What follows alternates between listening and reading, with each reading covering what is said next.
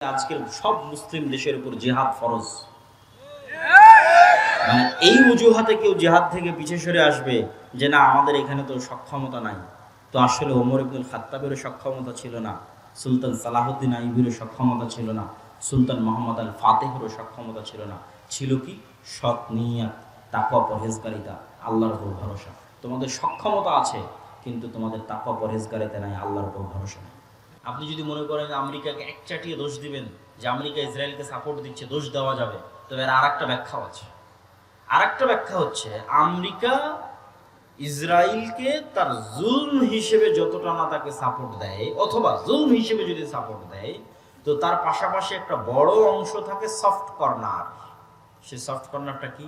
সেটা হচ্ছে ইসরায়েলের ইহুদিরা এমনভাবে গত 100 বছরে ইউরোপ এবং আমেরিকার ব্রেন ওয়াশ করেছে মিডিয়া দিয়ে যে ওদের চাইতে দুনিয়াতে মাজলুম আর কেউ না। একটা পয়েন্ট অফ ভিউ যেটা আমরা দেখতেছি সেটা কি? আমেরিকা ইসরায়েলকে সাপোর্ট দিচ্ছে তার জুলমে। এর মধ্যে আরেকটা জিনিস আছে যেটা আমরা জানি না, সেটা হচ্ছে গত 100 বছরে ইহুদিরা এমনভাবে খ্রিস্টানদের ব্রেন ওয়াশ করেছে আমেরিকা এবং ইউরোপে যে আমাদের চাইতে এই পৃথিবীতে মাজলুম কেউ না। এটা তৈরি করতে সহযোগিতা করেছে কোনটা?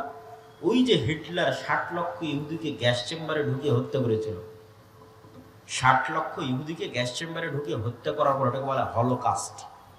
এই এক হলোকাস্টকে বিক্রি করে দেখো আমাদের কি জুলুম হয়েছে। 60 লক্ষ ইহুদিকে গ্যাস চেম্বারে ঢুকিয়ে হত্যা করা হয়েছে। পৃথিবীতে কোথাও আমাদের দাঁড়ানোর জায়গা নেই। যেখানে যাই সেখানে মানুষ আমাদের সাথে খারাপ ব্যবহার করে, আমাদেরকে মারে ধরে। অথবা আমাদের জন্য একটা দেশ দাও, একটা জায়গা করে দাও যেখানে গিয়ে আমরা থাকবো। তাহলে তার জুলমের সাপোর্ট হিসেবে যতটা, তার কিন্তু আর একটা বড় অংশ আছে এটা দেখানো যে আমরা মাজলুম। ঠিক এই কাজটাই কিন্তু এখন মুসলমানেরা একটু হলেও সাকসেস হচ্ছে, যে গাজার মানুষেরা মাজলুম, এখানে ইসরায়েল হচ্ছে জালেম এবং গাজার মানুষেরা মাজলুম। এটাই ওপেন সোশ্যাল মিডিয়ার এই সোর্সিং থাকার কারণে ইউরোপ এবং আমেরিকার যারা সাধারণ মানুষ তাদের পক্ষে এই বিষয়টা বোঝা এবং গ্রহণ করা সহজ হচ্ছে এবং তারা এটার পক্ষে অবস্থানও প্রকাশ করতেছে। তো তাদের লজিকটা বলতে চাচ্ছিলাম যে ইসরায়েল বা ইহুদি বা ব্রাহ্মণ্যবাদী যে দুইটা জাতির কথা আল্লাহ বলল যারা মুসলমানদের সাথে সবচেয়ে বেশি শত্রুতা করবে, লজিকটা কি? লজিকটা হচ্ছে সুপারিয়রিটি থিওরি। ইহুদিরা বিশ্বাস করে যে তারা চোজেন বাই দ্য গড, তথা আল্লাহর পক্ষ থেকে পৃথিবীতে বাছাইকৃত একমাত্র আল্লাহর সন্তান হচ্ছে ইহুদিরা। বলেন নাউজুবিল্লাহ। এই জন্য কেউ ধর্ম চেঞ্জ করে ইহুদি হতে পারবে না, জন্মগত ইহুদি হতে হবে।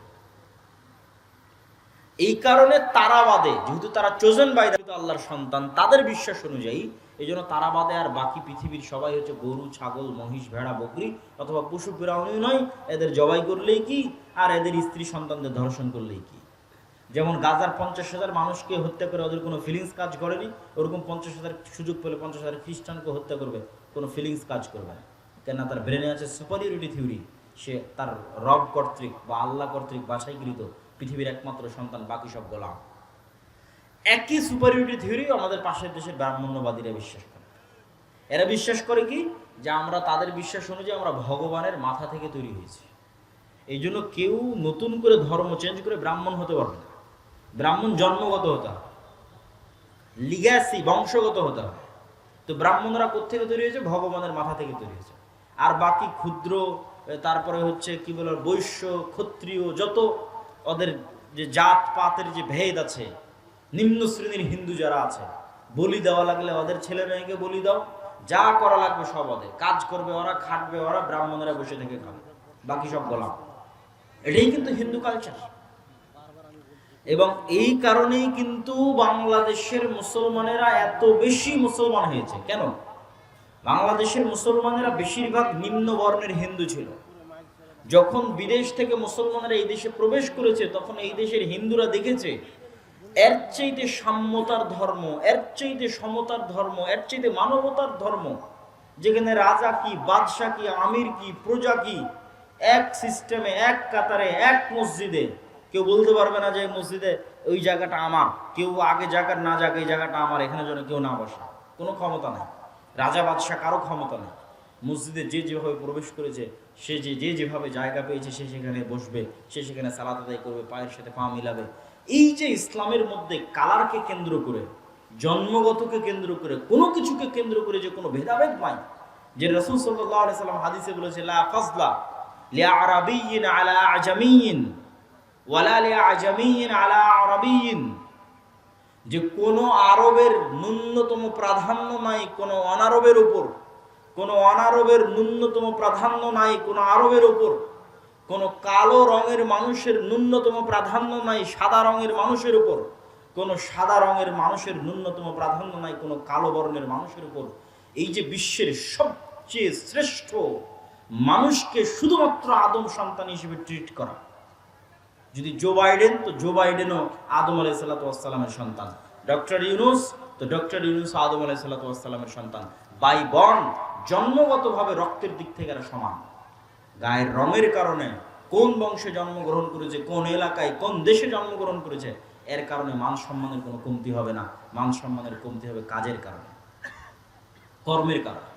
তো যখন এই অঞ্চলের নিম্নবর্ণের হিন্দুরা দেখলো যে তো এর চেয়ে শ্রেষ্ঠ ধর্ম হয় না, তখন দলে দলে ইসলাম গ্রহণ করেছে।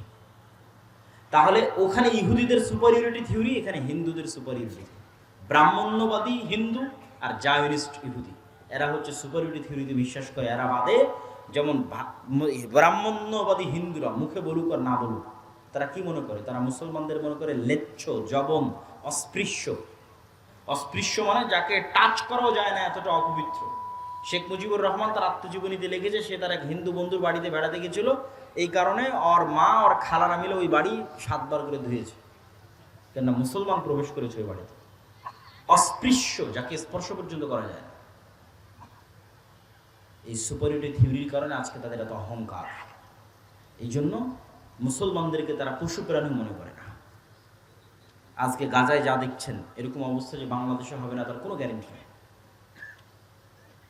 বাংলাদেশের ভাগ্য ভালো যে 24 জুলাইয়ের যে আন্দোলন, সেটার কারণে হয়তো বাংলাদেশের ওই ভাগ্য বরণ করা, গাজার ভাগ্য বরণ করা হয়তো আর 10, 15, 20 বছর, 50 বছর হয়তো পিছিয়ে গেছে।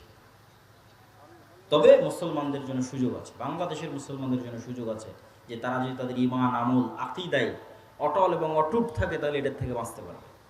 আমি সেই আলোচনাটাই করছিলাম, আবারও আলোচনার মূলে ফিরে যাই, যে আমরা মুসলমানদের এই যে অধঃপতন, এটার এই শিকার হয়েছে, এটার কারণ কি? আমি বলছিলাম যে এটার মানদণ্ড ফিলিস্তিন দিয়ে দাঁড় করানো যাবে। কিভাবে ফিলিস্তিন দিয়ে দাঁড় করানো যাবে? এই ফিলিস্তিন যখন ওমর রাদিয়াল্লাহু তাআলা আনহু বিজয় করে, এই ফিলিস্তিন যখন সালাহুদ্দিন আইয়ুবী বিজয় করে, তখন আপনি এবার ইতিহাস পড়েন কি ছিল ওমর রাদিয়াল্লাহু তাআলা আনহুর কাছে। আল্লাহর কসম করে বলতে পারি, আমি আল্লাহর কসম করে বলতে পারি, আজকে একটা মুসলিম দেশের যা ক্ষমতা আছে তার 60% ক্ষমতা ওমর রাদিয়াল্লাহু তাআলা আনহুর ছিল না। আজকে সৌদি আরব, তুরস্ক, মালয়েশিয়া, পাকিস্তান, বাংলাদেশ, মিশর, এদের যে দুনিয়াবি যে ক্ষমতা আছে তার 60% ক্ষমতা ওমর রাদিয়াল্লাহু তাআলা আনহুর ছিল। রোমান এম্পায়ারের সাথে তুলনা করলে কিছুই না। তাহলে কি দিয়ে ওমর রাদিয়াল্লাহু তাআলা আনহু জেরুজালেম বিজয় করলেন? 12,000 মুজাহিদ জেরুজালেম ঘেরাও করে আছে 1 মাস থেকে, তার মধ্যে 4,000 সাহাবী। আবু উবাইদা ইবনুল জাররাহ চিঠি লিখেছে আমিরুল মুমিনিন খলিফাতুল মুসলিমিন ওমর ইবনুল খাত্তাবের কাছে, যে পাদ্রীরা বলছে আপনি না আসলে চাবি হস্তান্তর হবে না। ওমর রাদিয়াল্লাহু তাআলা মদিনা থেকে রওনা দিলেন জেরুজালেমের উদ্দেশ্যে, 1200 কিলোমিটারের পথ। যখন জেরুজালেমে প্রবেশ করতেছেন, তখন তিনি উটের রশি ধরে টানতেছেন, আর তার গোলাম উটের পিঠে বসে আছে। আবু উবাইদা ইবনুল জাররাহ হন্তদন্ত হয়ে ছুটে এসে বলছে, ইন্নার রোমান লা ইয়ানজুরু ইলাইনা নাজরাতা কিল্লা, আমিরুল মুমিনিন করেছেন কি? আপনার জামা কাপড়ের অবস্থা আর এইভাবে উটের রশি ধরে টানা, এগুলো দেখলে তো পাদ্রীরা হাসাহাসি করে। কেন? ওরা তখন রোমান এম্পায়ারের সবচেয়ে বড় তীর্থস্থান হচ্ছে জেরুজালেম। কত বড় বিজয় এটা! এখন কল্পনা করেন যে এখন যান আপনি বিজয় করেন জেরুজালেম। তো এখন বাংলাদেশের ওই চিরির বন্দরের, রানীর বন্দরের একটা কৃষক বাংলাদেশ থেকে উঠে গিয়ে জেরুজালেম বিজয় করে নিল। এটা যেমন ওমর রাদিয়াল্লাহু তাআলা আনহুর ওই যুগে জেরুজালেম বিজয় করা, তেমন আমি মনে হয় বুঝাতে পারেন। আবারও আজকে বাংলাদেশের চিরির বন্দরের, রানীর বন্দরের একটা কৃষক এখান থেকে উঠে গিয়ে আমেরিকা আছে, ইসরায়েল আছে, ইংল্যান্ড আছে, চায়না আছে, রাশিয়া আছে, বিশ্বের এত সুপার পাওয়ার থাকতো, জেরুজালেম বিজয় করে নিয়েছে। এইটা যেমন ঠিক ওই যুগে রোমান এম্পায়ার এবং ওই যুগের পারস্য এম্পায়ার, পার্সিয়ান এম্পায়ার এর উপস্থিতিতে আরবে তৈরি হওয়া এক মরুভূমি থেকে উঠে আসা এক রাখাল, যাকে কেউ চিনত না, ওমর ইবনুল খাত্তাব খালি হাতে জীর্ণ শীর্ণ অবস্থায় জেরুজালেম বিজয় করে নিয়েছে। তো যে মোরজেলত আমার কাছে কিছু ছিল না। তা আবু উবাইদা ইবনুল জাররাহ বলছে যে আপনাকে দেখলে তো এরা আমাদেরকে ছোট মনে করবে, আপনি যেভাবে আসছেন। ওমর রাদিয়াল্লাহু তাআলা বলছে আমরা জাহিলি যুগে কেউ আমাদের চিনত না। এই বাংলাদেশের একটা কৃষককে যেমন কেউ চিনে না, মাঠে কাজ করা কৃষককে, তো ওই মরুভূমির রাখালকে কে চিনত? কেউ চিনত না। ওমর রাদিয়াল্লাহু তাআলাকে কেউ চিনত না, জাহিলি যুগে আমাদের কেউ চিনত না। আজকে আমার হাতে জেরুজালেম বিজয় হচ্ছে। তো আমার হাতে জেরুজালেম বিজয় হচ্ছে আ'আজ্জানাল্লাহু বিল ইসলাম। এই সম্মানটা আমরা অর্জন করেছি, এই ক্ষমতাটা আমরা অর্জন করেছি তাকওয়া পরহেজগারিতা, আল্লাহ ভীরুতা দিয়ে। এই জন্য দেখবেন যে জেরুজালেমে হামলা হচ্ছে, গাজায় হামলা হচ্ছে, বিশাল নিন্দা বয়কট সবকিছু চলতেছে, মিছিল মিটিং সবই হচ্ছে, কিন্তু দেখবেন তাকওয়া পরহেজগারিতার বেলায়, নামাজের বেলায় নাই। তাহলে আপনি ওই মানদণ্ডে দাঁড়াতে পারছেন না যে মানদণ্ডের উপর বিজয় হবে, যে মানদণ্ডের উপর বিজয় হয়েছে। ক্ষমতা দিয়ে, মিছিল দিয়ে, দাপট দিয়ে, অস্ত্র দিয়ে বিজয় হয়নি। খালিদ বিন ওয়ালিদের যুদ্ধ দেখেন, ইয়ারমুকের যুদ্ধ দেখেন, মুতার যুদ্ধ দেখেন, কোথায় কয়েক লক্ষ সেনাবাহিনী, কোথায় কয়েক হাজার। সুলতান সালাহুদ্দিন আইয়ুবীর হিত্তিনের যুদ্ধ দেখেন, কোথায় কয়েক লক্ষ প্রশিক্ষিত নাইট যোদ্ধা, আর কোথায় মরুভূমির এক প্রান্ত থেকে আর এক প্রান্ত ঘুরে বেড়ানো এক অসহায় মরুবিদুইন।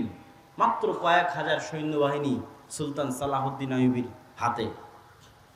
তুরস্কের ইস্তাম্বুল বিজয় করেন সুলতান মোহাম্মদ আল ফাতেহ। বাইজেন্টাইন সাম্রাজ্যের যে কেন্দ্র রাজধানী তুরস্কের ইস্তাম্বুল, কিভাবে উনি বিজয় করেছেন? ওনার কি বা ক্ষমতা ছিল? কোনো ক্ষমতা ছিল না। সবগুলো বিজয় হয়েছে তাকওয়া পরহেজগারিতার, আল্লাহর উপর ভরসা। অতএব সেই দৃষ্টিকোণ থেকে দেখলে আজকের সব মুসলিম দেশের উপর জিহাদ ফরজ। মানে এই অজুহাতে কেউ জিহাদ থেকে পিছিয়ে সরে আসবে যে না আমাদের এখানে তো সক্ষমতা নাই, তো আসলে ওমর ইবনুল খাত্তাবেরও সক্ষমতা ছিল না, সুলতান সালাহুদ্দিন আইয়ুবীরও সক্ষমতা ছিল না, সুলতান মোহাম্মদ আল ফাতেহেরও সক্ষমতা ছিল না। ছিল কি? সৎ নিয়াত, তাকওয়া পরহেজগারিতা, আল্লাহর উপর ভরসা। তোমাদের সক্ষমতা আছে, কিন্তু তোমাদের তাকওয়া পরহেজগারিতা নাই, আল্লাহর উপর ভরসা নাই। সম্মানিত উপস্থিতি, তাহলে কেন আজ মুসলমানদের এই অবস্থা? তার একটা উদাহরণ তো পেয়ে গেলেন, যে ক্ষমতা দিয়ে মুসলমানেরা কোনোদিন বিজয় হয়নি। ক্ষমতা দিয়ে যদি বিজয় হতো তাহলে বাংলাদেশের ছাত্ররাও এই সরকারকে সরাতে পারত না। কেননা একদিকে ছিল ওপেন রাইফেল আর একদিকে খালি হাত, এটি সম্পূর্ণ অসামঞ্জস্য। কিন্তু ওই যে যখন মানুষ শক্ত সিদ্ধান্ত নেয়, আল্লাহর উপর ভরসা করে, তখন আল্লাহ সুবহানাহু ওয়া তাআলা রাস্তা সহজ করে দেয়। ওই জন্য আল্লামা ইকবালের একটা কবিতা আছে कि काफिर है तो शमशीर पे करता है भरोसा। কাফেরেরা তরবারির উপর ভরসা করে, আর মুমিন হয় তো বেতেক ভি লড়তা है সিপাহী। আর যদি মুমিন হয় তো ঢাল তলোয়ার ছাড়াই যুদ্ধের মাঠে ঝাঁপিয়ে পড়ে, কেননা মুমিনের কাছে শাহাদতের মৃত্যু সবচেয়ে প্রিয়। এবং আল্লামা ইকবালের আরো একটা কবিতা আছে এটাকে, এই বিষয়টাকে তুলে ধরার জন্য। তো হুনার আজমা হাম জিগার আজমায়েঙ্গে। তোর কাছে অস্ত্র আছে, তুই তোর রাইফেল আর বম যত আছে সব পরীক্ষা কর। আর আমরা কিসের পরীক্ষা দিব? আমরা হচ্ছে জীবনের পরীক্ষা দেব। তোর রাইফেলের গুলিতে মরে যাব, তোর বমের আঘাতে শহীদ হয়ে যাব, কতগুলো মারবে, মেরে ফেলে। তো হুনার আজমা হাম জিগার আজমায়েঙ্গে। তোর হাতে রাইফেল আছে, আমার কলিজা আছে। এটা আল্লামা ইকবালের কবিতা। তো যখনই মানুষ মৃত্যুকে পরোয়া করে না এবং মৃত্যুকে পেছনে ফেলে দিয়ে সামনের দিকে আগায়, তখন বিজয় সুনিশ্চিত। কিন্তু এই যে দুনিয়ার ঐশ্বর্য, দুনিয়ার উন্নয়ন, দেখবেন যে একদিকে গাজায় ক্রন্দন চলছে, আর একদিকে দেখবেন দুবাইয়ের কথা বলেন বা যে কোনো দেশের কথা বলেন, দেখবেন রঙ্গলীলায় মত্ত। তো ওই দুনিয়ার ওই নেশা ছেড়ে দিয়ে কিভাবে জেহাদে অবতীর্ণ হবে? তখনই অবতীর্ণ হতে পারবে যখন দুনিয়ার এই মূল্যটা হারিয়ে যাবে। এই জন্য আল্লাহ শিক্ষা দেন, মানে জেহাদে অবতীর্ণ হওয়ানোর জন্য আল্লাহ শিক্ষা দেন। শাস্তি না পেলে ঠিক হয় না মানুষ। সিরিয়ারা, আজকে সিরিয়ার মানুষজন বিজয় হয়েছে, 20 বছর থেকে যুদ্ধ করতেছে। আফগানিস্তানেরা বিজয় হয়েছে 30 বছর থেকে যুদ্ধ করতেছে, মানে মরতে মরতে মরতে মরতে মরতে মরতে তারা মরা শিখেছে। ফিলিস্তিনের মানুষেরও বিজয় হবে, তারাও জানের কুরবানি দিচ্ছে, কিন্তু যারা এই তামাশা দেখছে তাদের উপরও কিন্তু এই শাস্তি আযাব নেমে আসবে, নেমে আসার আগে যতক্ষণ সতর্ক না হবে। তাহলে এখানে আরেকটা বিষয় আমাদের মনে রাখতে হবে যে আমরা এই অবস্থায় দাঁড়িয়ে কেন, এই গোলামির জিঞ্জির আমাদের গলায় কেন। এই গোলামির জিঞ্জির আমাদের গলায় এর আরেকটা গুরুত্বপূর্ণ কারণ আমার দৃষ্টিতে মনে হয়েছে, আমি সব বক্তব্য বলেছি, আপনারা শুনেছেন কিনা আমি জানি না, আমি বলেছি আজকের যুগের মুসলমানেরা আজকের যুগের বানু ইসরাইল। আজকের যুগের মুসলমান বানু ইসরাইল মানে তার আগে বানু ইসরাইল কারা? পবিত্র কোরআন খোলেন, পবিত্র কোরআনের সূরা বাকারার একটা বড় অংশ জুড়ে আল্লাহ বানু ইসরাইলদের কথা বর্ণনা করেছে।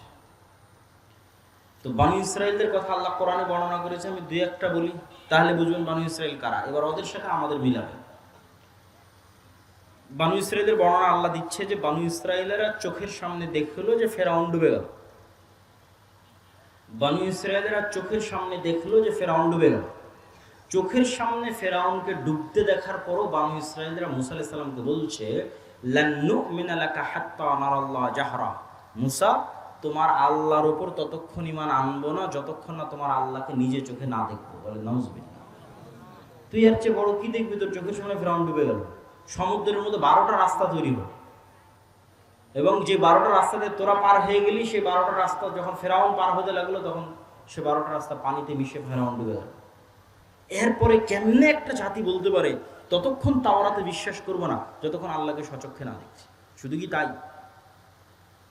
এই সমুদ্র যখন পার হয়ে গেল তখন এটা মরুভূমি। তুর পাহাড় যদি কোনোদিন দেখতে পান, মিশরে যদি কোনোদিন যান, তুর পাহাড় যদি দেখেন, তাহলে দেখবেন তুর পাহাড় এবং তার আশেপাশের পুরো অঞ্চল মরুভূমি, আর আরেক পাশের অঞ্চল সমুদ্র। তো যেই সমুদ্র মুসা আলাইহিস সালাম পার হয়েছে, আর এই তুর পাহাড়ের আশেপাশে মুসা আলাইহিস সালাম ঘুরপাক খাচ্ছে সমুদ্র পার হওয়ার পর, ফেরাউনের মৃত্যুর পর। তো মরুভূমিতে তো পানিও বের হবে না, মরুভূমিতে তো কোনো ফসলও হবে না। তাহলে পানি বলতে সমুদ্রের পানি, সমুদ্রের পানি তো লবণ পানি, তো লবণ পানি খাবে কিভাবে? ওয়াইজ ইসতাসকা মূসা লিকওমিহি ফাকুলনা যরিব বিআসাকাল হাজার ফানফাজারাত মিনহু ইসনাতা আশারাতা আইনা। যখন বানু ইসরাইল মুসা আলাইহিস সালামকে বলল মরুভূমিতে পানির ব্যবস্থা নাই, তোমার আল্লাহকে বলো পানির ব্যবস্থা করে দিতে, তখন আমরা মুসাকে বললাম, মুসা তোমার হাতের লাঠি পাথরে আঘাত করো। যখন মুসা আলাইহিস সালাম বিসমিল্লাহ বলে হাতের লাঠি পাথরে আঘাত করলেন, তখন মরুভূমির মধ্যে পানির কোনো উৎস ছাড়াই পাথরের মধ্যে থেকে 12টা ঝর্ণা বের হয়ে গেল। আল্লাহ, পানির ব্যবস্থা হয়ে গেল। খাবার, তো আল্লাহ বলছে তোমাদের জন্য জান্নাত থেকে মান্নার সালোয়া পাঠাবো খাবার হিসেবে। প্রতিদিন সকালবেলা মান্না সালোয়া আসতে লাগলো। মান্না সালোয়া কি? মান্না সালোয়া হচ্ছে এক উন্নত প্রজাতির পাখি আর পৃথিবীর সর্বোন্নত প্রজাতির মাশরুম। তো এই মান্না সালোয়া নিয়ে যখন আমি একবার গবেষণা করেছিলাম, তখন দেখেছিলাম, এখনকার দাম কম বেশি হতে পারে, যে আজকের পৃথিবীর সর্বোন্নত যে মাশরুম, এই সর্বোন্নত মাশরুমের বর্তমান 1 কেজি মাশরুমের দাম বাংলা টাকায় 4 থেকে 5 লক্ষ টাকা। আল্লাহু আকবার, 1 কেজি মাশরুমের দাম 4 থেকে 5 লক্ষ টাকা। সেই খাবার আল্লাহ ফ্রিতে দিত। তাহলে মরুভূমিতে পানি বের হয়ে গেল, মরুভূমিতে জান্নাত থেকে খাবার আসে। তারপর বানু ইসরাইল বলছে লান নাসবিরু আলা তুআমিন ওয়াহিদ ফাদউ লানা রাব্বাক। এগুলো সব সূরা বাকারা থেকে আমি পড়তেছি। তোমার আল্লাহকে বলো এই রোজ এক খাবার ভালো লাগে না, আল্লাহকে বলো এই মরুভূমি থেকে ডাল, চাল, রসুন, পেঁয়াজ, আদা বের করে দিতে। তখন মুসা আলাইহিস সালাম আল্লাহর সাথে কথা বললেন। আল্লাহ বলছে ঠিক আছে, এই মরুভূমি পার হওয়ার পর সুজলা সুফলা শস্য শ্যামলা একটা এলাকা আছে, যেটা তোমার বাপদাদার, মুসা আলাইহিস সালামের বাপদাদার। মুসা আলাইহিস সালামের বাপদাদার কিভাবে? মুসা আলাইহিস সালামের বাপদাদার কিভাবে এটা বোঝার জন্য 1-2 মিনিটে বুঝিয়ে দিচ্ছি। সমুদ্র পার হওয়ার সময় কয়টা রাস্তা তৈরি হয়েছিল? 12টা। ঝর্ণা ফাটার সময় কয়টা ঝর্ণা বের হলো? আল্লাহ কিন্তু কোরআনে বলছে ইসনা আশার, 12টা। এটা হচ্ছে ইউসুফ আলাইহিস সালামের 12 ভাই, ইয়াকুব আলাইহিস সালামের 12 সন্তান। ইউসুফ আলাইহিস সালামের 12 ভাইয়ের পরবর্তী বংশধর হচ্ছে তারা।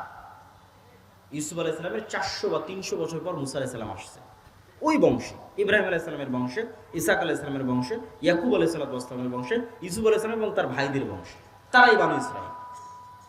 তাহলে এরা সবাই হচ্ছে নবীদের সন্তান। কোন নবীর সন্তান? ইব্রাহিমের সন্তান, ইসহাকের সন্তান, ইয়াকুবের সন্তান, ইউসুফ আর তার ভাই। তারা বলতেছে আল্লাহকে মানব না যতক্ষণ না আল্লাহকে চোখে না দেখব। তো তখন আল্লাহ বলছে ঠিক আছে, এখানে খাবার লাগবে। তো ওই যে তোমাদের বাপদাদার ভূমি জেরুজালেম, বাপদাদার ভূমি কিভাবে? ইব্রাহিম আলাইহিস সালাম এখানে, বক্তব্যের শুরুতে বলেছি, ইরাক থেকে পালিয়ে ইব্রাহিম আলাইহিস সালাম এখানে আসছে। লূত আলাইহিস সালাম এখানে, ইব্রাহিম আলাইহিস সালামের ছেলে ইসহাক এখানে, ইসহাকের ছেলে ইয়াকুব এখানে। ইউসুফ যখন কুয়ায় পড়ে বাজারে বিক্রি হয়ে মিশরে চলে গেল, তখন ইয়াকুব আলাইহিস সালাম 12 ছেলে সব মিশরে গেলেন। তা আমাদের তো সব জেরুজালেম।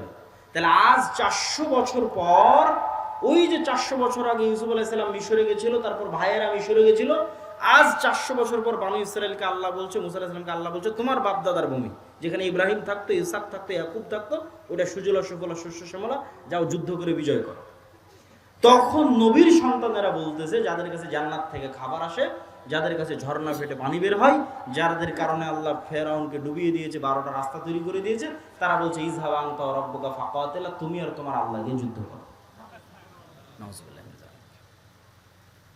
তাহলে এরা হচ্ছে বানু ইসরাঈল। তো এদের সাথে মুসলমানদের তুলনা কি? এরা নবীর সন্তান হওয়ার পর কতটা ধোঁকাবাজ, কতটা সঠতাপূর্ণ, কতটা মুনাফিক, কতটা মিথ্যুক, কথা দিয়ে কথা রাখে না, কৌশল করে, কূটকৌশল করে, চালাকি করে, ধোঁকা দেয়। এক পর্যায়ে মুসা আলাইহিস সালাম বিরক্ত হয়ে গেছে। ফাফরুক বাইনানা, আল্লাহ আমি আর আমার কওমের দায়িত্ব পালন করতে পারবো না। মুসা আলাইহিস সালাম রিজাইন পত্র দিয়ে দিয়েছে, পদত্যাগ পত্র জমা দিয়ে দিয়েছে, ক্লান্ত হয়ে গেছে। তো ওরা যেমন, ওই বানু ইসরায়েলেরা যেমন মিথ্যুক, ধোঁকাবাজ, সঠতা, মুনাফিক হয়ে গেছিল, আজকের যুগের মুসলমানেরা তাই হয়ে গেছে। এটা আপনি আপনার আশেপাশে যে কোনো জায়গায় তাকালে দেখতে পাবেন যে হুবহু বানু ইসরায়েলের চরিত্র মুসলমানদের মধ্যে চলে এসেছে। আর এই কারণেই আল্লাহ বানু ইসরায়েলের এত লম্বা ঘটনা কোরআনে বলে রেখেছে, কেন আল্লাহ জানে একদিন উম্মতে মুহাম্মাদী বানু ইসরায়েল হবে, তো এটা পড়ে যেন শিখে, এদের ঘটনাগুলো পড়ে যেন শিখে, আল্লাহ জানে যে উম্মতে মুহাম্মাদের বানু ইসরায়েল হয়ে যাবে। এই জন্য রাসূলুল্লাহ সাল্লাল্লাহু আলাইহি ওয়াসাল্লাম বলেছেন আয়াতুল মুনাফিক সালাসা, মুনাফিকের আলামত 3টা। কথা বললে মিথ্যা বলে, গালি দেয়, ওয়াদা ভঙ্গ করে, মিথ্যা বলে, এগুলো হচ্ছে মুনাফিকের আলামত। এবার আপনি আপনার আশেপাশে দেখেন, নামাজ ঠিক আছে, দাড়ি ঠিক আছে, টুপি ঠিক আছে, হজ ঠিক আছে, ওমরা ঠিক আছে, সব ঠিক আছে, এমনকি ফিলিস্তিনের গাজায় যদি যান, মিশরে যদি যান, দেখবেন যে সব কিছু ঠিক আছে, কিন্তু একটা জায়গায় ধরা খেয়ে যাবে। দেখবেন যে নিজের মুসলমান ভাইয়ের রক্তের উপর বিক্রি করে দালালি চলতেছে। একটা টাকা আপনি মিশর থেকে গাজায় পাঠাবেন, শুধু সিন্ডিকেট আর দালালের কারণে এই টাকাটা গাজার মধ্যে যেতে যেতে যেতে যেতে যেই পরিমাণে দাম বাড়ে, মিশরে যদি 500 পাউন্ডে একটা খাসি কিনতে পাওয়া যায়, তাহলে গাজার মধ্যে ঢুকতে ঢুকতে ঢুকতে ঢুকতে শুধু সিন্ডিকেট দালাল, সিন্ডিকেট দালাল, সিন্ডিকেট দালাল, ঢুকতে ঢুকতে এই টাকায় ওই খাসি আর 5000 পাউন্ডও খুঁজে পাওয়া যাবে না। অথচ এই সমস্ত সিন্ডিকেট এবং দালালেরা মুসলমান, এরা এই দালালি আর সিন্ডিকেটের ব্যবসা করতেছে। আর মরা যে ভাই এখন মরবে, খাবার পায় না, ওই ভাই যে মৃত্যুর মুখ, তার মুখে খাবার দিতে হবে, তার টাকার সাথে ব্যবসা করতেছে। এ হলো মুসলমান ইসরাইল, মিথ্যুক, ধোঁকাবাজ, সঠতাপূর্ণ, দুর্নীতিবাজ। এই জন্য এগুলো জালসা সম্মেলনের গত 16 বছর কত এমপি, মন্ত্রী, মিনিস্টার, চেয়ারম্যান, মেম্বার, এগুলোর অতিথি বিশেষ অতিথি, এসি, ডিসি, ওসিল্যান্ড, এসপি ছিল, যে বলা যায় 80-90% বেশি এগুলো জালসা, মাদ্রাসা, মসজিদ, এগুলোর কমিটির সভাপতি, সেক্রেটারি, আর অন্তত 50% বেশি উমরাকারী হাজি, আর অন্তত 10% আছে তাহাজ্জুদের সালাত আদায়কারী। কিন্তু নিজ নিজ দায়িত্বের জায়গায় সবগুলো মিথ্যুক, চোর আর বাটপার। এ হলো বানু ইসরাইল। মানে দেখাচ্ছে একটা, আসলে হচ্ছে একটা। বানু ইসরাইল এগুলো হচ্ছে গোলামের স্বভাব। তবে এই যে গোলামের স্বভাব আমরা চলে এসেছি, আপনাদের মনে কি এটা প্রশ্ন হয় না যে ইব্রাহিম আলাইহিস সালামের সন্তানেরা কেমন এরকম হয়ে গেল? প্রশ্ন হয় না? হয় না? এই প্রশ্নের উত্তর নিতে হবে। তো এই প্রশ্নের উত্তর দেওয়ার আগে, তার আগে 2 মিনিট একটা জরুরি একটা আবেদন আছে, যে আপনাদের মধ্যে এই প্রতিষ্ঠানের সহযোগিতার জন্য হয়তো চাদর নিয়ে যাবে, আপনারা অবশ্যই প্রতিষ্ঠানের সহযোগিতা করবেন। কেননা সহযোগিতার বিষয়ে একটা জিনিস আপনাদের মনে রাখতে হবে, যে আপনি মনে করছেন না দিব না, ওকে দিব না টাকা, না, আপনি প্রতিষ্ঠানকে বঞ্চিত করলেন না, আপনি নিজে একটা ভালো কাজ থেকে বঞ্চিত হয়ে গেলেন। আপনি চিন্তা করছেন একরকম, বিষয়টা ঘটছে আর একরকম। এখানে আর দুটো উদাহরণ দিই। ফেতরা দিয়েছেন না সবাই? ফেতরা দিয়েছেন মাশাআল্লাহ। হাদিসে রাসূল সাল্লাল্লাহু আলাইহি ওয়াসাল্লাম বলছে কি, ফেতরা হচ্ছে সিয়ামের মধ্যে যদি কোনো ভুল ত্রুটি হয় তার কাফারা। কেউ যদি দিনের বেলা সিয়াম অবস্থায় তার স্ত্রীর কাছে যায়, তা আল্লাহ নবী বলছে কাফারা একটানা 60 দিন রোজা, না হয় 60 দিন মিসকিন খাওয়া, না হয় গোলাম আজাদ করো।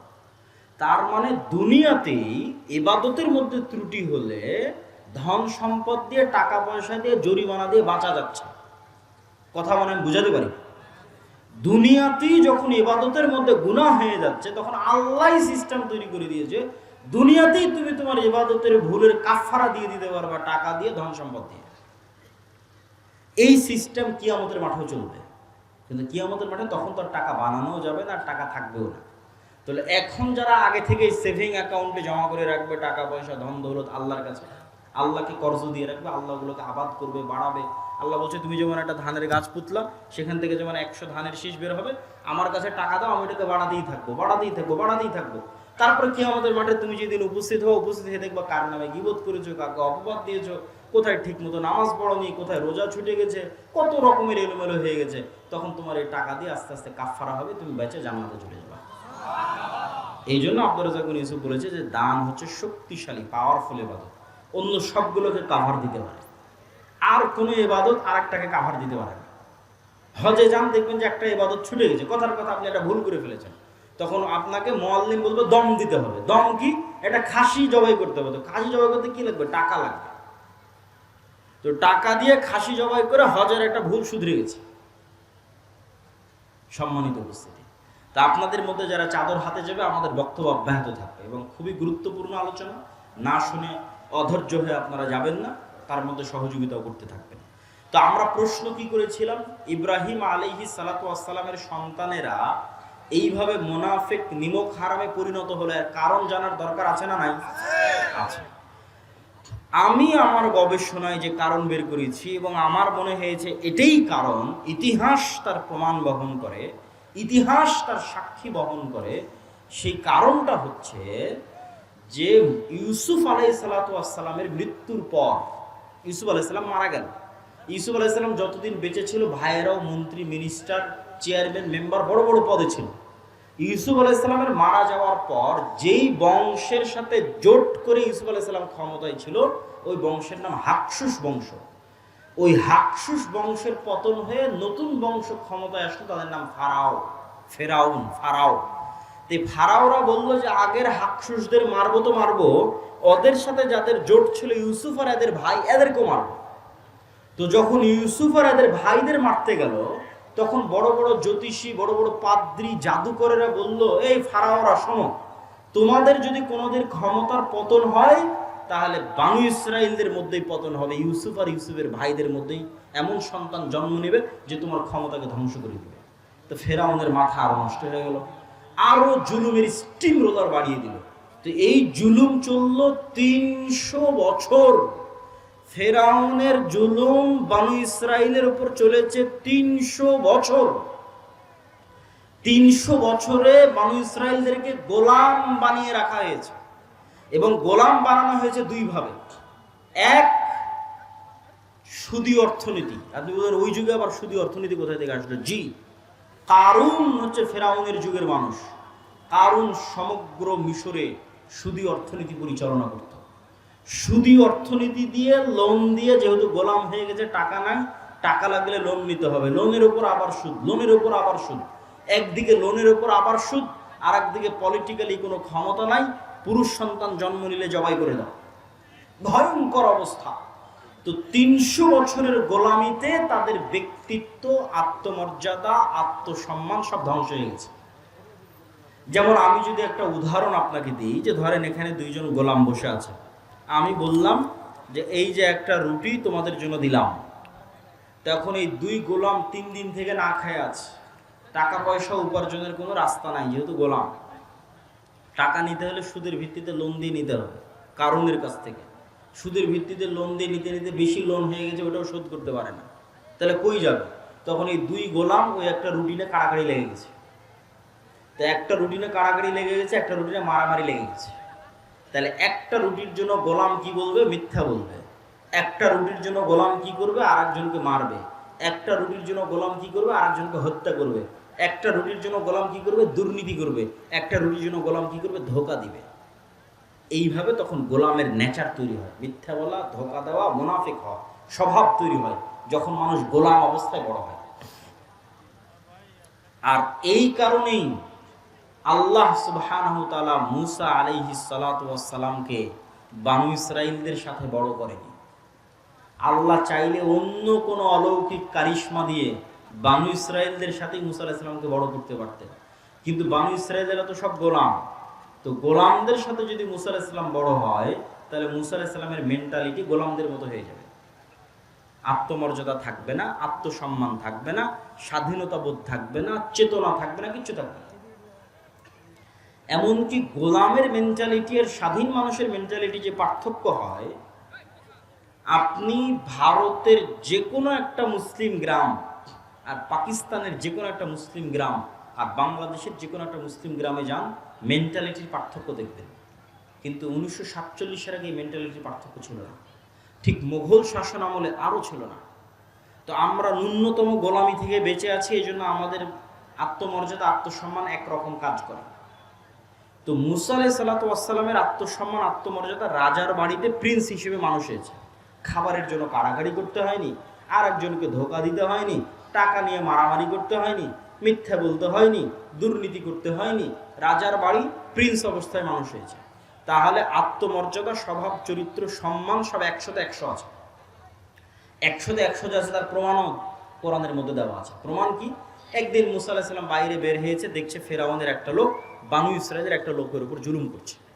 তো যদি মূসা আলাইহিস সালাম বানু ইসরাঈলদের সাথে বড় হতো, তো মূসা আলাইহিস সালাম মনে করতো আমরা তো গোলাম, এটা আমাদের ভাগ্য, কি করা, আমরা তো এই জুলুম সহ্য করেই আসতেছি। কিন্তু যেহেতু মূসা আলাইহিস সালাম স্বাধীন অবস্থায় বড় হয়েছে, তো জুলুম ওনার সহ্য হয়নি। এক থাপ্পড় দিয়ে ফেরাউনের ওই লোককে ওখানে মেরে ফেলে গেছে, ওখানে হত্যা করে। তাহলে এই যে এক থাপ্পড় উনি উঠালেন, উঠিয়ে ফেরাউনের একটা লোককে মেরে ফেলে দিলেন, এই সাহসটা গোলামের হয় না। এই সাহসটা একজন স্বাধীন আত্মমর্যাদা সম্পন্ন মানুষের। তাহলে নবীর সন্তানদের চরিত্র ধ্বংস হয়ে গেছে 300 বছরের গোলামির কারণে। এই জন্য গোলামদের সাথে আর এক স্বাধীন মানুষের মিলে না। এই জন্য স্বাধীন মানুষ মূসা আলাইহিস সালাম বিরক্ত হয়ে আল্লাহকে বলছে, আল্লাহ এদের দায়িত্ব আমি আর পালন করতে পারবো না, এদের থেকে আমাকে দূরে সরিয়ে নাও, কেন এদের মেন্টালিটি সঠিক না, গোলাম অবস্থায় বড় হয়েছে। তো ঠিক আমরা এই যুগের মুসলমানেরা আজ থেকে 150, 200, 300 বছর আগের মুসলমানদের থেকে আলাদা কেন? আজ থেকে 200-300 মুসলমান, আমি একজন হাজি, আমি একজন নামাজি, আল্লাহওয়ালা, ওমরাকারী, আমি ওসি, ডিসি, এসপি, মন্ত্রী, সাধারণ মানুষ, মসজিদ, মাদ্রাসা, বিভিন্ন জায়গায় কমিটির সাথে যুক্ত, অনেক কিছু। তা আমি আমার বোনকে সম্পত্তিতে সঠিকভাবে ভাগ বুঝিয়ে দিই। বোনকে বলছি, বোন ভুল হয়ে গেছে, আমাকে ক্ষমা করে দিই। বোন মাফ করে দিয়েছে, আমি জান্নাতে চলে গেছি, হতে পারে এটা। বোন ক্ষমা করে দিয়েছে, আমি জান্নাতে, এটা হতে পারে।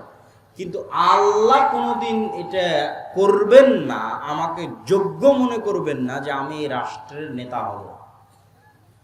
নেতা হওয়ার যোগ্য আল্লাহ কোনোদিন আমাকে মনে করবে না। আল্লাহ আমাকে কোনোদিন নেতা বানাবেন না, তার দয়ায় কোনোদিন বানাবেন না। কেননা আল্লাহ জানে এটা গোলামের স্বভাব। একে যদি নেতা বানিয়ে দিই, যে তার বোনের সাথে দুর্নীতি করেছে, ও তো রাষ্ট্রপ্রধান হলে গত 16 বছর যা দুর্নীতি হয়েছে তার চেয়ে বেশি দুর্নীতি করেছে। গত 16 বছর তো তাহাজ্জুদ পড়েই দুর্নীতি হয়েছে। তাহলে তো এই জায়গাটাই হচ্ছে ইসলামের নেতৃত্বের বেসিক প্রিন্সিপালস, যে আপনি বলবেন আমি স্বাধীন হতে চাই, ইসরায়েলের গোলামি থেকে মুক্তি চাই, ভারতের গোলামি থেকে মুক্তি চাই, তাহলে কি নেচার গোলামানা, নেচার বাদ দিয়ে স্বাধীন মানুষের স্বভাবে আসতে হবে। স্বাধীন মানুষের স্বভাব কি? আবু সুফিয়ান কাফের, মুশরিক, বদর, উহুদ, খন্দক, হুদাইবিয়া, অসংখ্য যুদ্ধ আল্লাহর নবীর বিরুদ্ধে লড়েছে, কিন্তু Abu Sufyan leader, by born leader. তো আবু সুফিয়ান কুরাইশ কাফের সর্দার, ওকে বাদশাহ হেরাক্লিয়াস জেরুজালেমের মাটিতে আর চিরশত্রু মুহাম্মদ সাল্লাল্লাহু আলাইহি ওয়াসাল্লাম সম্পর্কে জিজ্ঞেস করছে। তা আবু সুফিয়ান একটা কথা মুহাম্মদ সাল্লাল্লাহু আলাইহি ওয়াসাল্লাম সম্পর্কে মিথ্যা বলেনি। আর আপনার দেশের রাজনীতিবিদরা সকাল সন্ধ্যা মিথ্যা কথা বলছে। তাহলে ওই যুগের 1400 বছর আগের কাফের মুশরিক চারিত্রিক দিক থেকে, নেতৃত্বের গুণের দিক থেকে এই যুগের মুনাফিক বানু ইসরাইল মুসলমানের চেয়ে ভালো। তাহলে মুনাফিক বানু ইসরাইল মুসলমান তো গোলামি থাকবে। আর আমাদেরকে গোলাম রাখার জন্য আমরা যে 1947-এ ব্রিটিশদের থেকে মুক্তি পেলাম, তারপরেও যেন গোলামের কালচার আমাদের মধ্যে থাকে, এই জন্য দুটো সিস্টেম চালু করা আছে আমাদের মধ্যে। একটা সিস্টেমের নাম গণতন্ত্র, আর একটা সিস্টেমের নাম সুদ। আর একটা সিস্টেমের নাম কি? সুদ। গণতন্ত্র কেন? গণতন্ত্র এমন এক জিনিস যেখানে মিথ্যা না বললে রাজনীতি হবে না। গণতন্ত্র মানেই চোর বাটপারকে ক্ষমতায় নিয়ে আসা। গত 16 বছর কিসের নামে দেশ শাসন হয়েছে? গণতন্ত্রের নামে। খুন, গুম, আয়নাঘর, লুটপাট, ডাকাতি সব গণতন্ত্রের নামে হয়েছে। আর ইসলামের নেতৃত্ব নির্বাচন ব্যবস্থা কি? পরামর্শের ভিত্তিতে নেতা নির্বাচন করে। এই গ্রামের মানুষ যদি মাদ্রাসা চালাতে পারে, মসজিদ চালাতে পারে, তো গ্রামের মানুষ একসাথে একত্রিত হয়ে বলতে পারে না যে আমাদের গ্রামের প্রধান কে হবে? পরামর্শ করে ঠিক করে দিবে যে অমুক গ্রামের প্রধান। কঠিন কিছু না, ঠিক করতে পারে। কিন্তু গণতন্ত্র কি বলছে? না, এভাবে ঠিক করা যাবে না। তোমরা গ্রামের সব মানুষ একসাথে বসে তোমাদের গ্রামের প্রধান নির্বাচন করবে, তাহলে তো তোমরা সব সত্যবাদী, ন্যায়পরায়ণ হবে, আমানতদার হয়ে যাবে। তোমরা তো কেউ মিথ্যা বলা শিখবে না। তাহলে তোমাদের মধ্যে নেতা নির্বাচন হবে কিভাবে? ওই এক গ্রামের মধ্যে একজন দাঁড়িয়ে বলবে আমি নেতা হবো, আমাকে কে কে ভোট দিবি। ওর বিপরীতে আর একজন দাঁড়িয়ে বলবে আমি নেতা হবো, আমাকে কে ভোট দিবি। যে দুইজন টাকা নিয়ে ভোট কিনতে লেগে গেল। তাহলে যতজনের ভোট কিনতেছে সবগুলো মিথ্যুক, ও নিজেও মিথ্যুক, আর বিপরীত দলও মিথ্যুক। তাহলে মিথ্যা বলার কালচার অব্যাহত আছে। যতদিন মিথ্যা বলার কালচার অব্যাহত আছে ততদিন সে নেতা হওয়ার যোগ্য হচ্ছে না, সে গোলাম থাকার যোগ্য হিসেবে বিবেচিত হচ্ছে। তাহলে এই জন্য গণতন্ত্র যতদিন থাকবে এটা মুসলমানদের জন্য অভিশাপ। আর ইসলামের নেতৃত্ব ব্যবস্থা কি? পরামর্শের ভিত্তিতে নেতা। পরামর্শের ভিত্তিতে নেতা করলেই আপনি আপনার চেয়ে ভালো কাউকে ঠিক করবেন। মানে যখন 5ই আগস্টে সরকার বিদায় নিল, তখন ছাত্ররা যদি বলতো যে এখন গণতন্ত্রের ভিত্তিতে নেতা নির্বাচন হবে, তাহলে ছাত্রের মারামারি লেগে যেত, এই আমি নেতা হবে আমাকে ভোট দেবো, বলতো আমি নেতা হবে আমাকে ভোট দেবো। ওদের মধ্যে মারামারি লেগে যেত। ওরা বলছে না, আমাদের চেয়ে একজন যোগ্য কাউকে দরকার যে দেশ চালাবে, চলো পরামর্শ করি কে যোগ্য। তখন মানুষ নিজের চেয়ে আরেকজন ভালো চিন্তা করে যে কে যোগ্য হতে পারে। তাহলে ইসলামের নেতৃত্ব নির্বাচনে যোগ্য ব্যক্তি আসে। এখন যোগ্য মানুষ দেশ চালাচ্ছে, তো এই যোগ্য মানুষকে সরাতে হবে, তার জন্য কি লাগবে? গণতন্ত্র। তাহলে গণতন্ত্র কত নিকৃষ্ট, কত জঘন্য, কত বাটপার। যোগ্য মানুষকে সরিয়ে চোর বাটপারকে বসাবে, তার নাম গণতন্ত্র। এই জন্য গণতন্ত্রকে ঠিকভাবে প্রতিষ্ঠা করতে পারেনি। কখনোই গণতন্ত্র সঠিকভাবে গণতন্ত্র প্রতিষ্ঠা করতে পারেনি। কেউ গণতন্ত্র মানে জনগণের শাসন। এখানে আসলে জনগণের শাসন হয় না। দল নির্ধারণ করে দেয় কাকে মনোনয়ন দিবে, তাও আবার নিবন্ধন প্রাপ্ত রাজনৈতিক দল নির্ধারণ করে দিবে অমুককে মনোনয়ন দিবে। তো মনোনয়নও তো বিক্রি হয়, যার টাকা বেশি আছে সে টাকা দিয়ে মনোনয়ন কিনে নিবে। তাহলে কিসের জনগণের নির্ধারণ হলো যে আমি অমুককে প্রার্থী নির্ধারণ করলাম? মিথ্যা কথা, ডাহা মিথ্যা কথা। আবার বাংলাদেশের 16 কোটি মানুষের 14 কোটি মানুষ, 80% মানুষের এত টাকা নাই যে নির্বাচনের যত পোস্টার ব্যানার রাস্তাঘাটে দেখতেছেন, পোস্টার ব্যানার, সমাবেশ, সভা, সম্মেলন, ইফতার পার্টি, কোটি কোটি টাকা ভোটকে কেন্দ্র করে খরচ হয়। আমার আপনার ক্ষমতা আছে এই টাকা বহন করার? কোনো ক্ষমতা নেই। তাহলে এই টাকা দিবে কে? এই দেশের শীর্ষস্থানীয় 100 দুর্নীতিবাজ ব্যবসায়ী। তাহলে ওই 100 দুর্নীতিবাজ ব্যবসায়ীর কাছে দল আগেই বিক্রি হয়ে গেছে। আপনার ভোটটা ওই দুর্নীতিবাজ ব্যবসায়ীর টাকা দিয়ে কিনে নেবে। তাহলে এটা কিসের জনগণের শাসন প্রতিষ্ঠান? এটা একদল এলিট ক্লাস দুর্নীতিবাজ ব্যবসায়ীদের একটা সিন্ডিকেট, পুঁজিবাদী অর্থনীতির একটা সিন্ডিকেট প্রতিষ্ঠিত। আর 2 নম্বর গোলামীর নিজামের নাম হচ্ছে সুদ। 2 নম্বর গোলামীর নিজামের নাম কি? সুদ। রাসূলুল্লাহ সাল্লাল্লাহু আলাইহি ওয়াসাল্লাম এটা বলে আমার বক্তব্যের শেষের দিকে যাব। তার আগে আরেকটা জিনিস আপনাদেরকে মনে রাখতে হবে, যে আসলাম গেলাম এই অস্থায়ী সম্পর্কের ভিত্তি নাই। আমরা সমগ্র বাংলাদেশে অসংখ্য কাজ করতেছি, সেই কাজগুলোতে আপনার সম্পৃক্ত হওয়া সহজ। যেমন আদ-দাওয়া ইলাল্লাহর মাধ্যমে আমরা সমগ্র বাংলাদেশে মক্তব নিয়ে কাজ করতেছি। এখন এই মুহূর্তে আদ-দাওয়া ইলাল্লাহর অধীনে সমগ্র বাংলাদেশে 500 মক্তব চলছে, বলেন আলহামদুলিল্লাহ। তো 500 মক্তব কিভাবে চলছে? 500 মক্তবের শিক্ষক জামিয়া সালাফিয়াতে গিয়ে 1 সপ্তাহ থেকে ট্রেনিং নিয়েছে, ব্যাচ 20 জন 30 জন। তাহলে 500 জনের কতগুলো ব্যাচ হতে পারে যারা জামিয়া সালাফিয়াতে কতবারে গেছে আর ট্রেনিং নিয়েছে। আর এই 500 মক্তবের প্রত্যেক ছাত্রের যে বই, সে বই ফ্রি দেওয়া আছে জামিয়া সালাফিয়ার পক্ষ থেকে, বলেন আল্লাহু আকবার। এবং এই রমজানে, যে রমজান গেল এবং যে রমজানের ঈদ গেল, এই রমজানের ঈদে 500 মক্তবে ন্যূনতম হলেও হাদিয়া 500 মক্তবের ইমামের জন্য বন্টন করা আছে, 2000 হোক 3000 হোক সাধ্য অনুযায়ী। দেওয়া আছে, তাদেরকে মূল্যায়ন করা আছে, চেষ্টা করা আছে মূল্যায়ন করার। তাহলে আপনি আপনার বক্তব্যকে দাওয়া ইলাল্লাহর অধীনে করবেন, এর জন্য আপনাকে কিছুই করা লাগতেছে না। আপনাকে সিদ্ধান্ত নিতে হবে আপনার শিক্ষককে জামিয়া সালাফিতে ট্রেনিংয়ে পাঠাতে হবে। ওই ট্রেনিংয়ের যাতায়াত খরচটাও আমরা দেব, ওই ট্রেনিংয়ের যাতায়াত খরচটাও আমরা দেব, ওই ট্রেনিংয়ের থাকা খাওয়া খরচটাও আমরা দেবো, ট্রেনিং ফিটাও আমরা দেবো। কিচ্ছু মসজিদকে দিতে হবে না, মসজিদ কমিটিকে দিতে হবে না। তারপরেও যদি একটা মানসম্মত বক্তব্য আমরা চালাতে না পারি, তাহলে সেটার জন্য জবাব আমাকে নয়, যারা এটার সাথে সম্পৃক্ত হচ্ছে না তাদেরকে দিতে হবে। কেননা ওখানে ট্রেনিং নিয়ে নির্ধারিত সিলেবাসে নির্ধারিত সময়ে ব্যাচ ভিত্তিক, যখন ব্যাচ শেষ হয় পড়ার মান বাড়ে। এই কাজের সাথে আপনাদের যুক্ত হতে হবে। আমরা আরেকটি উদ্যোগ হাতে নিয়েছি, কর্জে হাসানা প্রজেক্ট। এই কর্জে হাসানা, সুদ মুক্ত কর্জে হাসানা ব্যাপকভাবে সবাইকে দিব, এটা কিন্তু আমাদের উদ্দেশ্য। আমাদের উদ্দেশ্য হচ্ছে যেই এলাকায় যেই গ্রামে আমাদের অধীনে মক্তব পরিচালিত হচ্ছে, ওই মক্তবের মাধ্যমে, ওই মসজিদের মাধ্যমে, ওই দায়িত্বশীলের মাধ্যমে ওই গ্রামে কর্জে হাসানা দেওয়া হবে। এটা কেন? আমাদের মূল টার্গেট, মক্তব বলেন কর্জে হাসানা বলেন, আমাদের লাস্ট টার্গেট হচ্ছে মসজিদকে এম্পাওয়ার করা, মসজিদকে শক্তিশালী করা, ক্ষমতার ব্যালেন্স নিয়ে আসা। একটা গ্রামে শুধু মেম্বারের ক্ষমতা থাকবে আর মসজিদ শুধু মেম্বার আর চেয়ারম্যানের কথা উঠবে আর বসবে না, মসজিদের নিজস্ব একটা পাওয়ার থাকবে। এই পাওয়ার ক্রিয়েট করতে হবে সামাজিকভাবে, এবং এটা কঠিন কিছু না, এটা সহজ করা যাবে। এর অনেকগুলো মূলনীতি আছে, অনেকগুলো বুদ্ধি আছে, তার মধ্যে এই দুইটা, আরো বুদ্ধি আছে।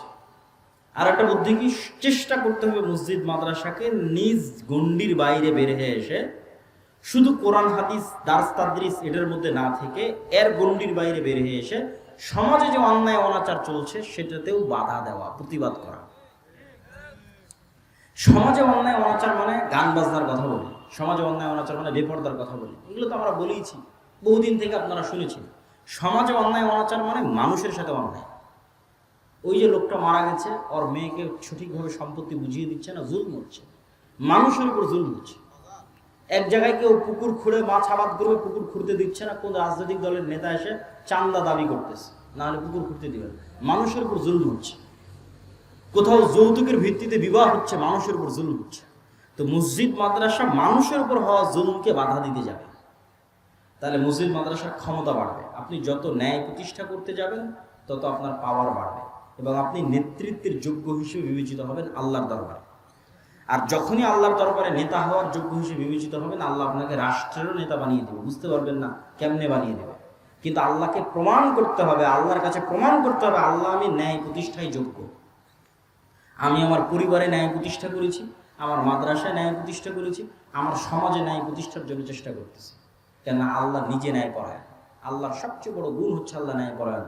পৃথিবীর কোথাও যদি মানুষ ন্যায় বিচার না পায়, তাহলে কিয়ামতের মাঠে আল্লাহ ওই মানুষকে ন্যায় বিচার বুঝিয়ে দেবে। শুধু মানুষ কেন, পশু প্রাণীকেও আল্লাহ ন্যায় বিচার বুঝিয়ে দেবে। আর আল্লাহ সকল ক্ষমতার মালিক। তো আপনি ক্ষমতা চাচ্ছেন, রাষ্ট্রের ক্ষমতা দরকার, পৃথিবীর ক্ষমতা দরকার, ইসরায়েলের কাছে গোলাম থাকতে চাই না, তো ক্ষমতার মালিক কে বলেন তো? আল্লাহ। তাহলে আল্লাহ আপনাকে ক্ষমতা দিবে কেন? আপনি ক্ষমতা বাস্তবায়নের যোগ্য হন। আল্লাহ সুবহানাহু ওয়া তাআলা এই পুরো বিশ্বের ক্ষমতা বাস্তবায়ন করছে ন্যায়ের সাথে। আল্লাহ তার নাম রেখেছে আজিজুল হাকিম। আল্লাহ বলেছেন, দেখো আমি মহাপরাক্রমশালী, ফাআলুল লিমা ইউরিদ, যা ইচ্ছা তাই করতে পারি, কিন্তু আমি হাকিম, আমি জ্ঞানী প্রজ্ঞাবান, এই জন্য আমি যা ইচ্ছা তাই করতে পারি। এই কারণে আমি মানুষের উপর জুলুম করব? অসম্ভব। আমার ক্ষমতা আছে, তারপর আমি ন্যায় প্রতিষ্ঠা করি। আল্লাহু আকবার। আমার কোনো বান্দা, কোনো পশু প্রাণীর উপর আমি জুলুম করি না, কিন্তু আমার ক্ষমতা আছে, আজিজ, কিন্তু আমি অন্যায় করি না। তো যখনই আপনি ন্যায় প্রতিষ্ঠা করবেন, আল্লাহ আপনাকে ক্ষমতা দিয়ে দেবে। এটাই নিয়ম। এই জন্য সব নবী রাসূল ন্যায় পরায়ণ, সত্যবান, জন্মগত। আমাদের নবী মুহাম্মদ সাল্লাল্লাহু আলাইহি ওয়াসাল্লাম, এটা হচ্ছে লিডার হওয়ার গুণ। এই জন্য আল্লামা ইকবাল বলেছে, সাবাক ফিরসে পর সাদাকাত কা, শুজাআত কা, আদালত কা, লিয়া জায়েগা তুঝসে কাম, দুনিয়া কি ইমামত কা। মুসলমানেরা তোমরা নামাজ রোজার চমৎকার আছে, আহলে হাদিসদের আকীদাও ভালো আছে, নাই কি? সত্য বলা জানে না, সাহসিকতা নাই, ন্যায় পরায়ণতা প্রতিষ্ঠা করা জানে না। ওই দলে মারামারি, ওই মুজদে মারামারি, ওখানে যেয়ে দেখেন নামাজ রোজা সব আছে, ন্যায় পরায়ণতা নাই। দলের আমির যেই কর্মী বেশি চামচামি, যে হুজুর জি সার করেছে ওকে পদ দিয়ে দিয়েছে, যেই কর্মী বেশি কাজ করেছে ওকে দল থেকে বাইর করতে আসে। তাহলে সে তার নিজের দলে ন্যায় প্রতিষ্ঠা করতে পারেনি, তাহলে আল্লাহ তাকে রাষ্ট্রের ন্যায় প্রতিষ্ঠার যোগ্য মনে করবেন? করবেন। এই জন্য আল্লাহ তাকে ক্ষমতা দিবেন। হচ্ছে গোলামদের স্বভাব। এটা আমরা গোলামি করতে করতে এই জিনিসগুলো শিখেছি। এই জন্য এইটার থেকে আমরা যত বের হয়ে আসবো। তো যেটা বলছিলাম, আমাদের আর একটা প্রজেক্ট আমরা হাতে নিয়েছি, সেটা হচ্ছে করজে হাসানা। কেন? মসজিদকে এম্পাওয়ার করা। এখন যে ক্ষমতার শূন্যতা বিরাজ করছে, এটা আমরা বসে বসে আর এক দলের কাছে কুক্ষিগত করে দিচ্ছি, যে আগে এক দল এই ক্ষমতার দুর্ব্যবহার করতে, এখন আর এক দল করুক। এইটাতে অন্তত মসজিদ, মাদ্রাসা, ধর্মীয় শিক্ষা প্রতিষ্ঠানকে নিজের জায়গা থেকে মারামারি করার দরকার নাই। আপনি আল্লাহর এই আদেশটা বাস্তবায়ন করেন, আল আমরু বিল মারুফ ওয়ান নাহি আনিল মুনকার। অন্যায় হচ্ছে গিয়ে অন্তত বলেন যেটা অন্যায় করা উচিত হচ্ছে না। এতটুকু তো বলতে পারেন না? পারেন না? বলেন। এতটুকু বলা যায় না? যায় না। ওটাই আল্লাহ বলেছে আল আমরু বিল মারুফ ওয়ান নাহি আনিল মুনকার। অন্তত মুখ দিয়ে তো বলো যেটা অন্যায় হচ্ছে। তাহলেই তুমি ধীরে ধীরে ন্যায় প্রতিষ্ঠার যোগ্য বলে বিবেচিত হবা, লিডার হবা, আল্লাহ তোমাকে নেতা বানিয়ে দেবে। তো এই মসজিদকে এম্পাওয়ার করার জন্য আমাদের হচ্ছে করজে হাসানা প্রজেক্ট। এই মসজিদগুলোর মাধ্যমেই সেগুলো ধীরে ধীরে বন্টন হতে থাকবে এবং আল্লাহ সুবহানাহু ওয়া তাআলা চাইলে এই ফান্ড একদিন হয়তো অনেক বড় হতে পারে, আরও অসংখ্য মসজিদের অধীনে আসতে পারে। তো এইটা আল্লাহ সুবহানাহু ওয়া তাআলার ইচ্ছা, আল্লাহর দয়া এবং রহমতের কমতি নাই। যখন আমরা মক্তবের কাজ শুরু করেছিলাম তখন কোনোদিন ভাবিনি এটা 500 মক্তবে পৌঁছবে। এখন যদি হিসাব করা হয় যে 500 মক্তবকে ট্রেনিং দিতে, বই দিতে কত টাকা খরচ হয়েছে, ওই টাকার এখন হিসাব দাঁড় করালে, যদি ওই দিন হিসাব করতাম যে 500 মক্তব চালু করতে এত খরচ হবে, তাহলে ভয়ে জীবনেও শুরু করতাম না। কিন্তু এতদিনে হয়ে গেছে, কখন কখন কিভাবে কিভাবে হয়ে গেছে। তো এই জন্য আল্লাহ সুবহানাহু ওয়া তাআলা যদি দয়া করে, আল্লাহ সুবহানাহু ওয়া তাআলা যদি কবুল করে, আমরা দোয়া করি যে আল্লাহ কবুল করুক, বলেন আল্লাহুম্মা। দেখবেন এটাও একদিন অনেক দূর, অনেক বড় একটা পর্যায়ে পৌঁছে গেছে। তৃতীয়, আমাদের আর একটা প্রজেক্ট আছে জামিয়া সালাফিয়ার মতো উন্নত মানের শিক্ষা প্রতিষ্ঠান, যেখানে বিডার অনুমোদন নিয়ে বিদেশি শিক্ষকরা স্থায়ী থাকে। যে বিডাই যে ইনভেস্টমেন্ট সামিট করতেছে, বিডার প্রধান আশিক, যে ইনভেস্টমেন্ট সামিট হচ্ছে, দেশের বড় বড়, বিশ্বের বড় বড় ব্যবসায়ীরা আসতেছে, সিইওরা আসতেছে, ওই বিডার অনুমোদন নিয়ে জামিয়া সালাফিয়াতে বিদেশি শিক্ষক সবসময় থাকে, দার্স দেয়। আর বাহির থেকে, সৌদি থেকে তো আসতেই থাকে। অন্তত গত 12 মাসে, গত 1 বছরে অন্তত 10-এর অধিক সৌদি আরবের শিক্ষক জামিয়া সালাফিয়াতে দার্স দিয়েছে। মদিনা ইসলামী বিশ্ববিদ্যালয়ের সাথে মহাদালত আছে। তো আমরা চাচ্ছি না যে এই উপকারটা শুধু আমরাই নিই, আমরা চাচ্ছি এই উপকার অন্যান্য মাদ্রাসাগুলো পাক।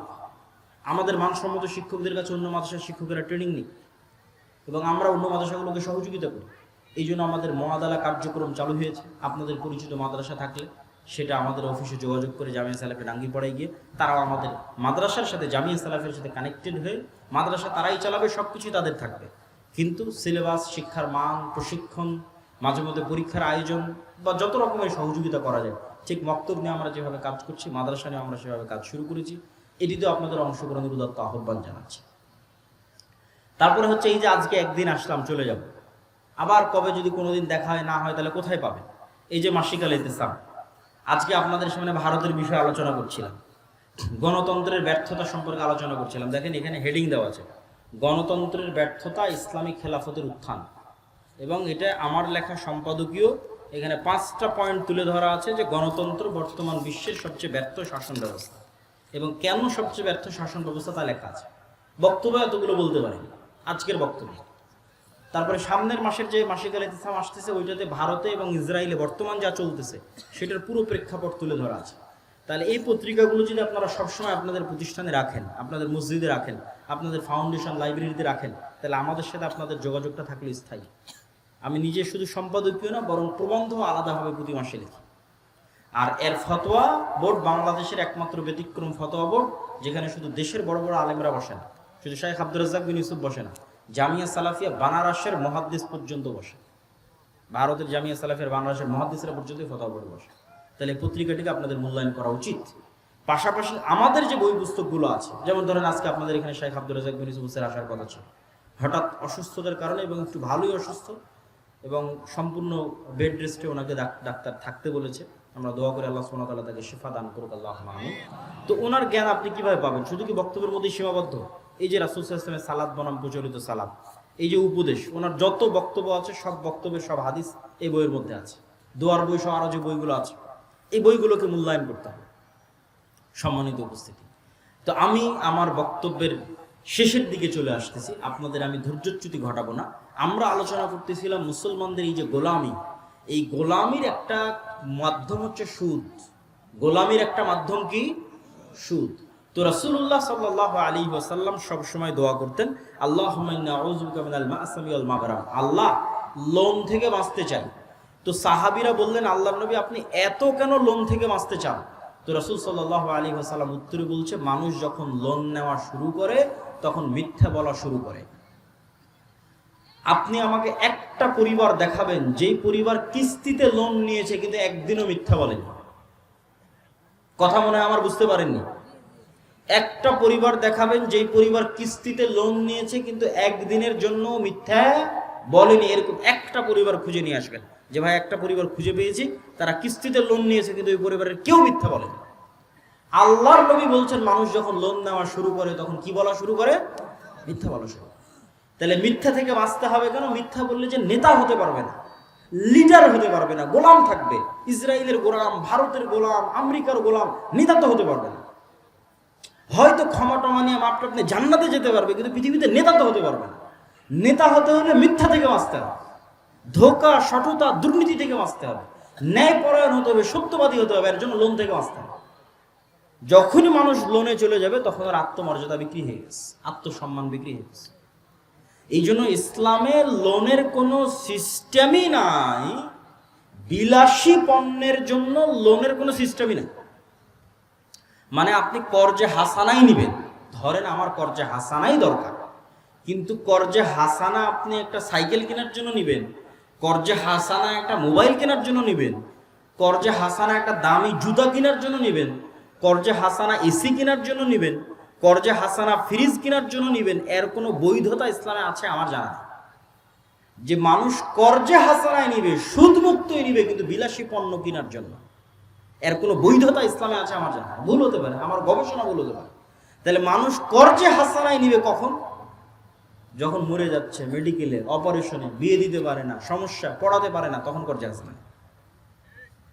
তাহলে আপনাকে আমি এটা বুঝাচ্ছি কি, মানে বিলাসী পণ্য কর্জে হাসানা দিয়েও নেওয়া যাবে না, সেখানে সুদযুক্ত লোন দিয়ে কিভাবে নিবে? আমি মনে বুঝাতে পারি।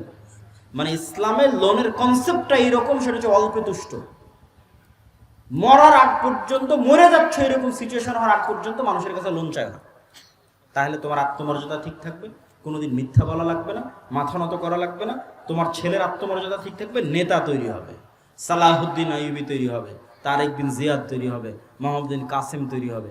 আর তুমি মানুষের কাছে লোন নিতে যাবা, তুমি মিথ্যা বলবা, তোমার বউ মিথ্যা বলবে, ও মিথ্যা বলবে, গোলাম তৈরি হবে।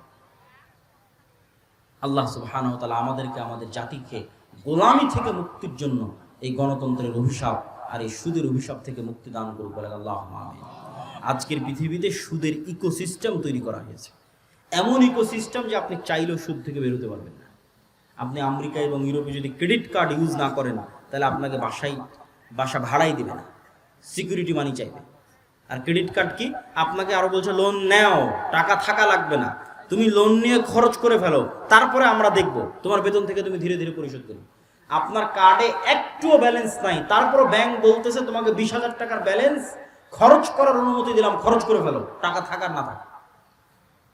এর নাম ক্রেডিট কার্ড। কি ভয়ঙ্কর শয়তানের ভাত! এখন তো শপিং মলে ঢুকলে মনে হবে এই জিনিসটা নেই, ওই জিনিসটা নেই, পকেটে টাকা নেই তাও নেই। কেন? ক্রেডিট কার্ডে ব্যালেন্স আছে, ব্যালেন্স ব্যাংক দিয়ে রেখেছে, অত কোনো টাকা নেই, পরে কোনো এক সময় পরিশোধ করে দিই। ধোঁকা, এই শয়তানের ধোঁকা, এই সুদের ধোঁকা থেকে আল্লাহ আমাদের বাঁচিয়ে রাখো। আল্লাহুম্মা আমিন। ওয়া আখিরু দাওয়ানা আলহামদুলিল্লাহি রাব্বিল আলামিন। আসসালামু আলাইকুম ওয়া রাহমাতুল্লাহি ওয়া বারাকাতুহু। যে বইগুলো বা যে মাসেগাল ইতিসাম এগুলো স্টেজে পাবেন, ততক্ষণ আমরা প্রশ্ন উত্তর শুনবো আর আপনারা একটু বইগুলো সংগ্রহ করার চেষ্টা করবেন।